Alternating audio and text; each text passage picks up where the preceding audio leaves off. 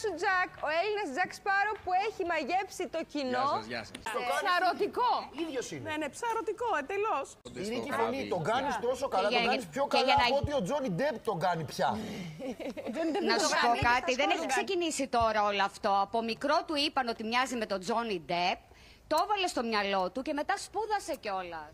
Δεν σπούδασα Johnny Depp, σωστά πολύ ξένοι. Το έκανα σε παιδικά πάρτι και σιγά σιγά έφτιαξα αυτή τη στολή. Είμαι και ηθοποιός, ναι. Αλλά κυρίως είμαι τραγουδιστής, αλλά έχω παίξει σε musical κτλ. Τι ωραία. Έχεις όλες τις εκφράσεις. Δεν είναι μόνο ότι μοιάζεται και έχεις τέλος πάντων αυτή την αμφίεση. Έχω και τα δόντια. Γιατί δεν είπες Παναγιώτη? Με ποιο δικαίωμα? Είναι ο Τζακ Σπάρο. Φέη, θες να σου δώσω μια ατάκα Jack Sparrow? Παρακαλώ. Τρελαίνεται, πες το, στο λέω εγώ. Λοιπόν. Not all treasures are silver and gold, mate. Savvy. Έλα, τέλειος. Μπράβο σου. Τι εννοείται? Παιδιά, θέλετε να σας δείξω το τιμόνι μας? Βεβαίως και θέλετε να σας δείξω το τιμόνι μας. Βεβαίως. Το παίρνω μαζί με αυτό. Το πήρα. Είναι σουρεαλισμός. Είναι αυτό που ζούμε τώρα. Λοιπόν, παιδιά. Ανδρέα μου. Black Pearl Cruise.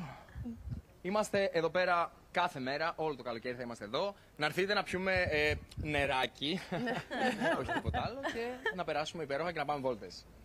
Θέλετε να ρωτήσουμε κάτι άλλο τον Παναγιώτη? Όχι. Ναι. Εννοώ να είναι καλά. Ζηλεύετε, ξέρω, ζηλεύετε. Για μένα έλεγα ρε παιδιά. Όχι. Δηλαδή για μένα. Καλό μας ταξίδι. Φιλάκια, γεια.